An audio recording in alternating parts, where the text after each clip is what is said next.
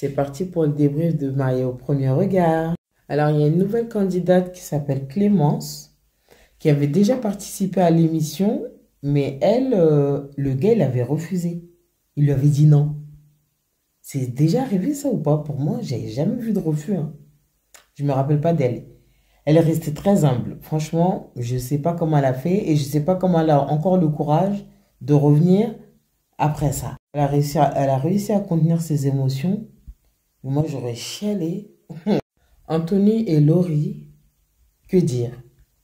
Anthony m'a fait beaucoup de peine, très patient, parce que Laurie, elle est très, très, très désagréable. C'est une grande plaignante.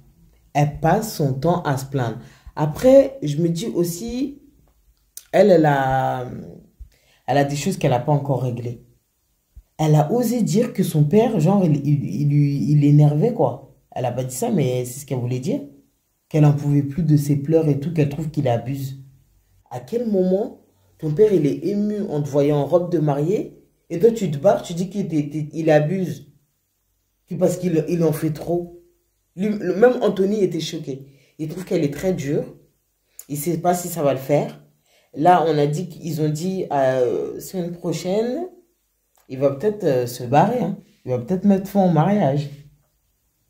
Ceux qui ont vu la suite, là, est-ce que c'est ce qu'il va faire ou pas? Parce que là, franchement, elle est insupportable. En plus, je la trouve super belle avec ses yeux, mais elle est insupportable. Même pas sympathique avec son papa, alors que lui, il n'a rien à voir avec son histoire. C'est une séparation qui a engendré ça, mais lui, il a toujours été là pour elle. Donc, je comprends pas son attitude avec son père. Et l'histoire de deuxième métier, le fait qu'elle bosse en boîte, je me demande si Anthony, il a dit que ça ne le dérangeait pas parce que lui aussi, il a bossé en boîte en tant que serveur. Mais je me demande si ça ne va pas le déranger ou s'il n'a pas une petite appréhension par rapport au fait que c'est le monde de la nuit, tu es amené à faire des rencontres et voilà. Sachant que lui, il a déjà vécu un mariage où il a été trompé suite à la perte d'un enfant. Ouais, elle a fait une fausse couche, son ex-femme. Donc déjà, on va dire, il est un peu méfiant. Il est méfiant et s'il est venu dans cette émission, c'est pas pour souffrir de nouveau. J'ai pas l'impression qu'elle soit sûre d'elle. Elle est arrivée sur cette émission en disant, voilà, je suis une belle go, j'ai pas envie qu'on s'arrête à mon physique, parce qu'il n'y a pas que ça et tout. Bah, tu nous montres quoi? Montre-nous que t'es une belle personne. Parce que je suis sûre qu'elle a d'autres choses à nous montrer. Mais je sais pas. En fait, j'en suis pas sûre. Parce que moi-même, je suis très plaignante. Je râle beaucoup, mais elle abuse. Le jour de ton mariage, tu fais au moins semblant. Elle n'a pas fait semblant. Elle n'a pas fait semblant, même pour mettre à l'aise Anthony. Elle n'a pas rassuré et elle n'a pas mis à l'aise. Au contraire, c'était malaisant. À plusieurs reprises, j'ai ouvert ma bouche. J'étais là en mode... Oh, je jure. En mode, c'était gênant. Nous, on est derrière notre télé, c'était gênant.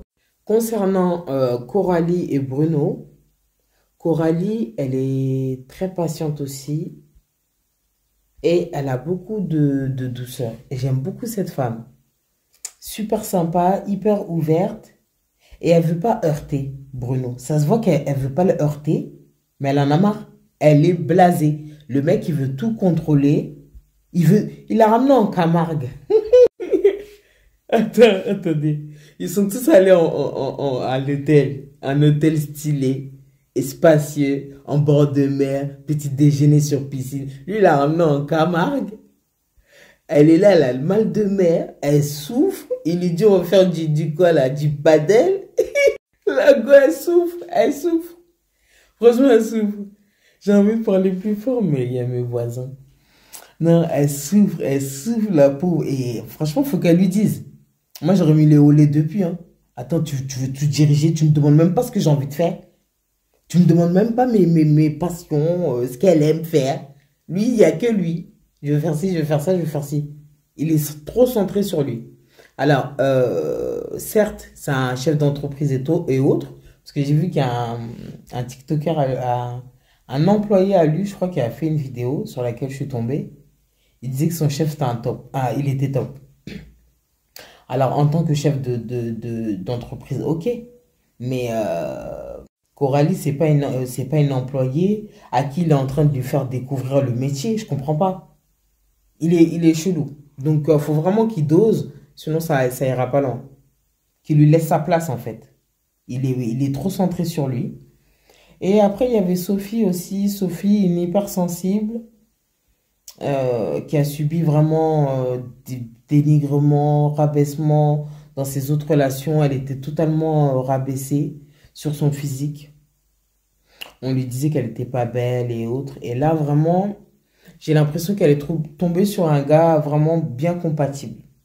Parce qu'ils ont... Il y a eu des petits trucs qui se sont offert des bracelets. Après, sauf si c'est truqué.